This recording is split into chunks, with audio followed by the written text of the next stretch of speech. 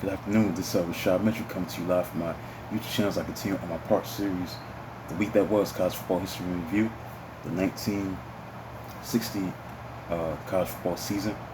Now I'm in week 3 of the 1960 college football season. But before that, October 1st, 1960, that was the week that was.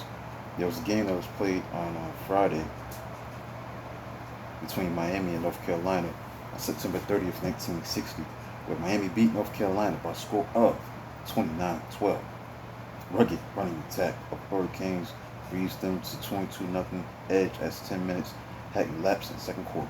Miami halfback Jim Valderweeder scored a touchdown on Kane's first possession, but it clearly was sophomore quarterback Eddie Johns, who had 119 yards rushing on 13 carries, who sparked offense with powerful rollouts and clever cutbacks and pitch-outs. Johns pitched 13-yard touchdown to end Bill Miller, and sub-quarterback Bobby Weaver came in to bust through a goal line tackle of quarterback defensive back John Thornton to tally third quarter. Third score with 4:39 to go in the second quarter. North Carolina batted back on in John Bronco's reckless touchdown steal of pass and last half minute of second quarter that seemed certain goal line interception for Miami halfback defensive back Mike Harrison. Tar Heels quarterback Ray Farris tried to make game of it at 22-12 when he converted the touchdown pass on 4th and goal at Miami 4-yard line in fourth quarter. So Hurricanes retaliated on a 7-yard touchdown run by Johns. In a matchup with two top 20 teams, number 19 number 19 Missouri beat number 20 Penn State by a score of 21-8. As Missouri star and defensive end punter Daniel Rose was all over Beaverfield, but he had to ride emotional roller coaster. His short punts gave Penn State 2 failed scoring chances in first quarter. He caught 14-yard touchdown pass from quarterback Ron Taylor at end of 80-yard first quarter drive in second quarter. His pass deflection on defense frustratingly was caught for touchdown by Nittany Lions and Henry Opperman in third quarter from quarterback Galen Hall.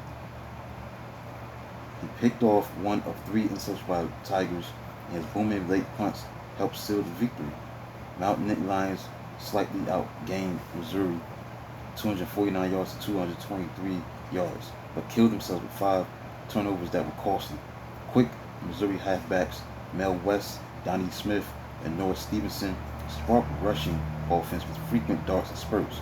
Smith threw a 28-yard touchdown pass to end Gordon Smith 14-0 halftime advantage. Stevenson iced it with fourth quarter score that lifted visitors to their final victory margin with 13-yard dash. Next, Duke beat Maryland 20-7. Surprisingly, Duke threw no passes to N.T. Mormon, who caught 11 balls in previous week's 31-0 win over South Carolina. Instead, Duke ground out touchdown drives of 35, 26, and 61 yards. Blue Devils positioned their short field scores with 2 of their 5 interceptions captured by alert Blue defense. Maryland made fumble recovery at Duke 33-yard line to set up for quarterback Dale Betty's fourth quarter touchdown sneak, but it was too little too late for the Terrapins. North Carolina State beat Virginia 26-7.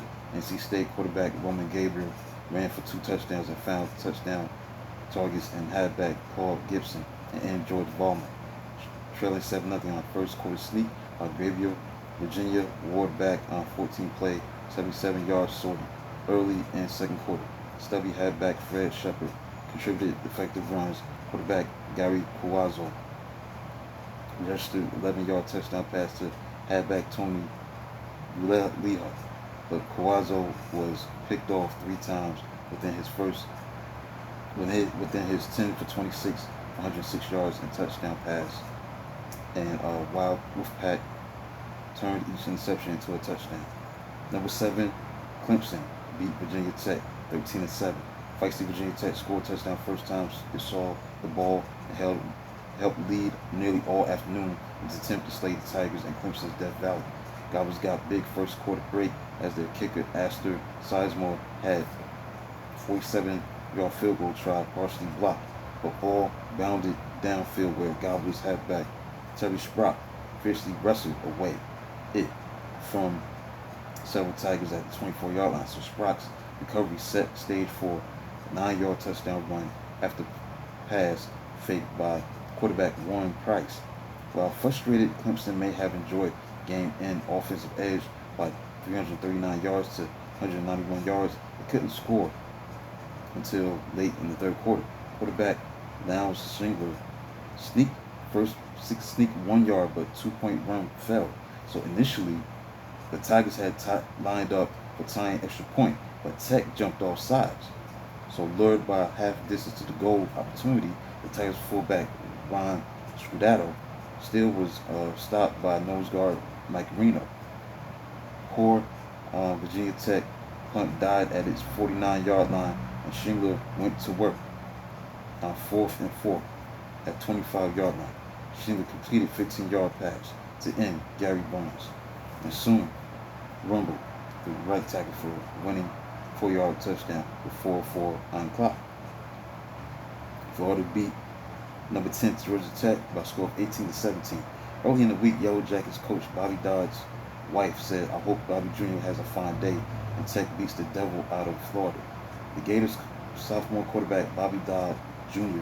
completed a 33-yard pass to halfback Don Deal on a game-winning 85-yard drive, which ended with a 3-yard touchdown pitch-out run on 4th down. While halfback Lincoln Fonte, future backpacker and coach, Florida quarterback Larry Liberatore followed with a clutch 2-point pass to fullback John McBeth with 32 seconds to go. Georgia Tech quarterback Stan Gann had hit in Taz Anderson with a 15-yard touchdown pass to help Yellow Jackets to 10-7 halftime bulge. So teams rumbled through ferocious third quarter, spiked with bobbles and errant pitchouts, but finished with Florida end kicker Billy Cash's tying field goal from 33 yards away.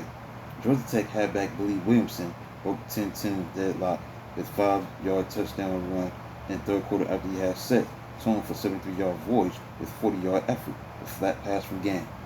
Florida made 2 attempts to overcome 17-10 deficit with fullback Don Goodman rushing for 50 yards in the fourth quarter. The Gators failed on Cash's wide 26-yard field goal try, but marshaled for late drive on which Dodd and Liberatore alternated effectively at quarterback. Gators rookie head coach Ray Graves came out winner against Georgia Tech's Bobby Dodd Sr. after serving as Dodd's assistant for 14 years. Auburn beat Kentucky 10-7 as injured Plainsman fullback kicker Ed Dias became hero when he came in to boot a 29-yard field goal in the last 4 minutes to untie 7-7 knot. Kentucky quarterback Jerry Woolen, pass master in the previous 2 games, was completely shut down because Auburn pressured him. And as coach Blayton Collier said, "You can't throw when you are sitting at the seat of your pants."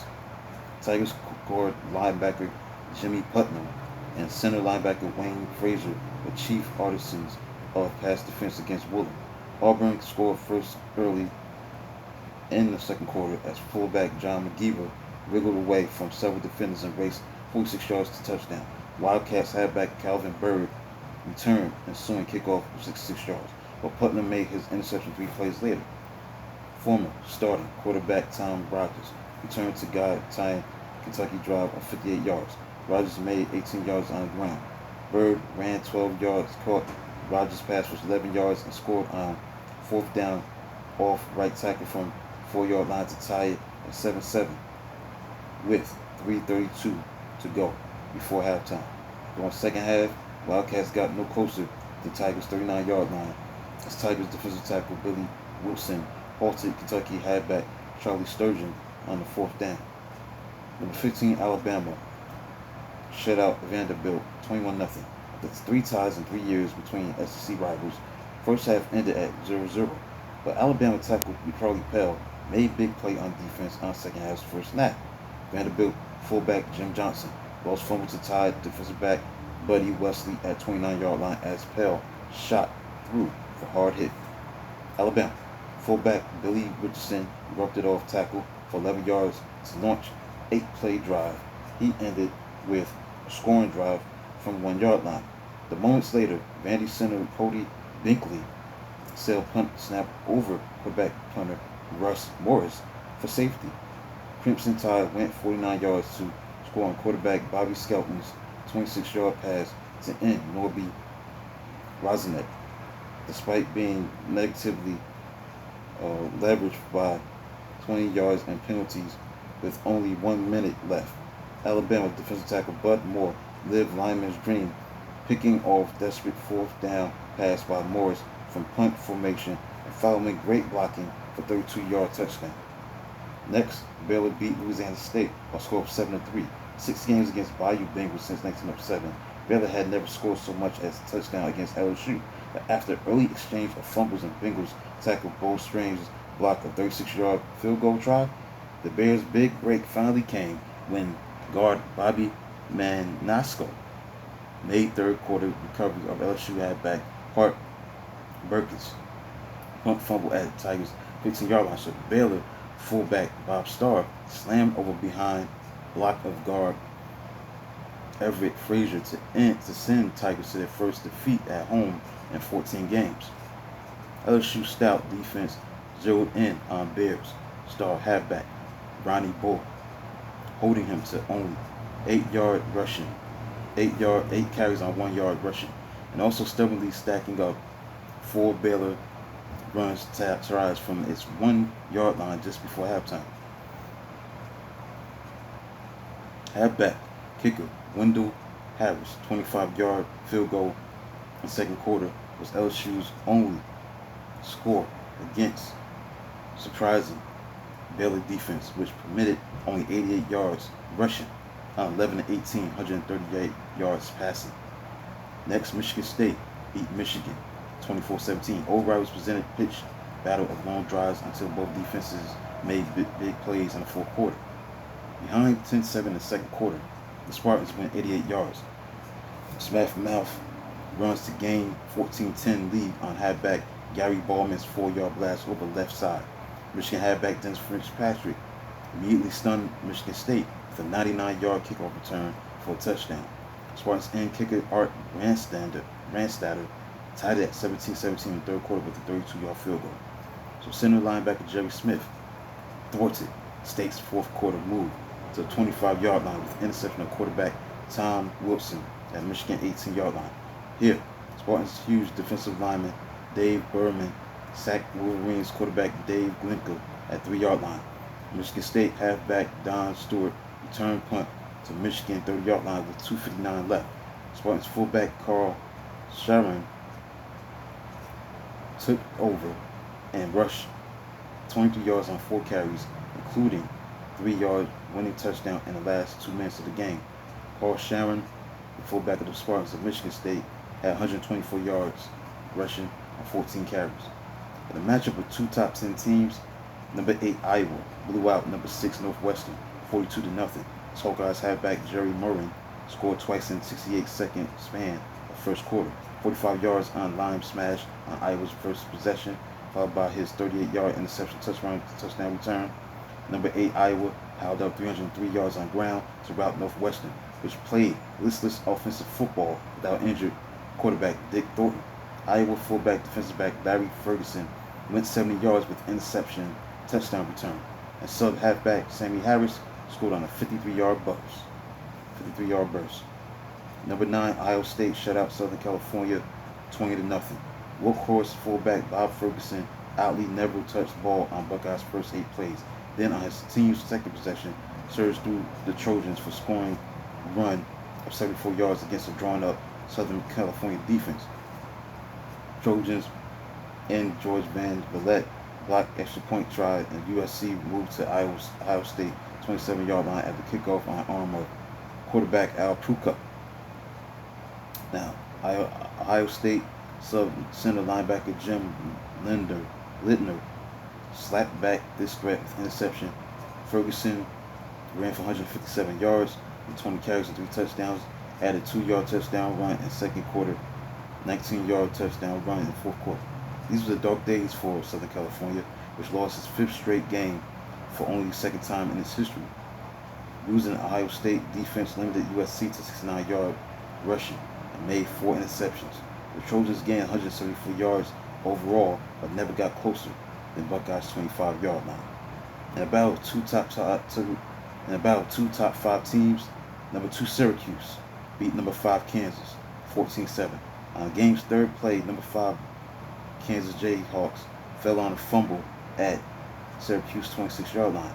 Moments later, halfback Burt Cohen ran 11 yards to pay dirt, and Kansas' 7-0 lead held up through halftime. Number 2 Syracuse got within 7-6 on quarterback Dave Surratt's 10-yard pass to end Ken Erickson in third quarter. Disputed fourth down catch at Kansas 1-yard line by Orange halfback Dick Reimer paved way for halfback Ernie Davis' fourth quarter touchdown, followed by his 2-point catch. Later, the legal shift penalty frustratingly cost Kansas razzle-dazzle touchdown that was scored by halfback Curtis McClinton. So Jayhawks walked out of their own building thinking they had been robbed. Number 13, Texas beat Texas Tech 17-0. Texas opened its Southwest Conference season with dominant decision over Texas Tech, highlighted by a marvelous passing game that struck for 194 yards on only 6 completions. So on its Longhorns' first scrimmage, quarterback Mike Cotton fired long for halfback Jack Collins, who bobbled past momentarily, but righted himself a 55-yard touchdown. Late in the second quarter, Cotton found in Larry Cooper for another 55-yard score. At the second half kickoff, Texas traveled 60 yards to Red Raiders' 7-yard line and settled for kicker Dan Petty's 22-yard field goal. Subsequent kickoff was returned 18 yards by Texas Tech.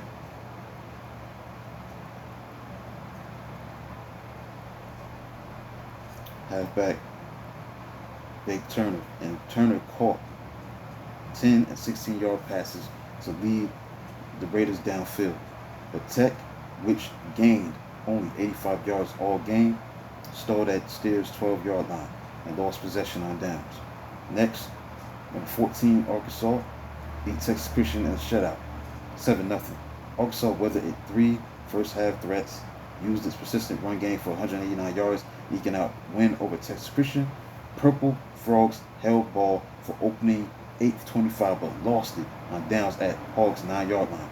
Inspired by fullback Max Pierce, who played well despite week-old forehead gash from car wreck, TCU subsequently reached 22 and 30-yard lines while keeping Arkansas in its own end throughout the first half.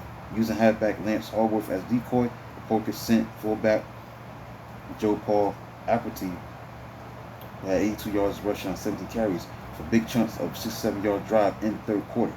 Alberti slashed over for touchdown from 1-yard line as Arkansas owned third quarter with 95 yards to 11-yard offensive advantage.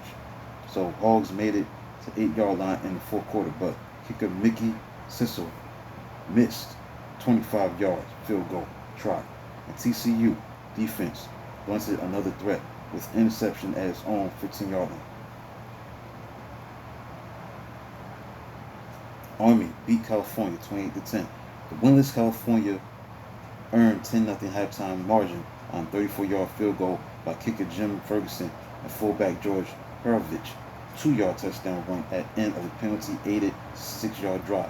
Army charged from locker room at the halftime to booster Bears defense in the second half. Cadets marched 53 yards in 15 plays in third quarter as fullback Al Rushage powered over from 3-yard lines after he earned 4 first downs. Still trailing 10-6, Black Knights rolled legs of Rushage's and wing of quarterback Tom Blanda to 2 aerial touchdowns in the fourth quarter, with halfback George Kirschenbauer and halfback Paul Stanley on receiving end. Army tallied its 3rd touchdown of fourth quarter when sub-fullback George Pappas ran 5 yards. So quarterback kicker Blanda, following his footsteps of his big brother George's kicking and passing in AFL, kicked 2 extra points and added 2-point pass. Cal gained only 135 yards and practically none during Army's boisterous second half. And finally, in the battle of 2 top 20 teams, number 17 Navy upset number 3 Washington 15-14 as Washington was upset on 31-yard field goal by Navy. In kicker Greg Mather with 14 seconds showing on the clock. Middies had weathered 2 early surges that stopped at their 1-yard line but still trailed 14-12 late in the fourth quarter, thanks to their failed conversion tries. Back to punt late in the fourth quarter. Husky Stars quarterback Hunter bobs to the red. Bob will snap at own 24-yard line. 6 plays later, Mather made it his field goal. Key play came in the first quarter as the red was stopped at Mitty's 1-yard line after his third down touchdown pass to end Pat Claridge was nullified. Halfback Joe Bellino scored Navy's first touchdown and launched third quarter touchdown drive with 23-yard kickoff return after Washington fullback Ray Jackson made it 14-6 with 3-yard touchdown smash. Still, Mathers missed extra point kick and Navy's failed 2-point run left the Middies behind 14-12 until they got big break out of Suarez punt snap fumble. So now let's look at the week that was for like the AP poll. What the polls look like after the first Saturday in college football in October, including the matchup that was played. Well, Miami wasn't even ranked when they beat North Carolina, but October 1st, 1960. Here's the AP poll for October 3rd, 1960.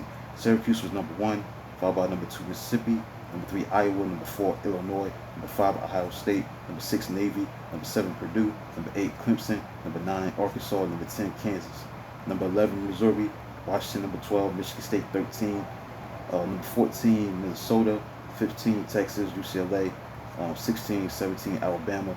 There was a tie for the 18th spot between Army and Florida, and number 20, Baylor. So that concludes a look at the week that was college football history review, the 1960 college football season. Week number 3, the games that were played on October 1st, 1960, including the game that was played on September 30th, 1960 between Miami and North Carolina on that Friday of September 30th, 1960. But it was all about week 3, the week that was, the games that were played on October 1st, 1960. Please like, subscribe to the channel. I do a video of this magnitude tomorrow. Till then, talk to you tomorrow.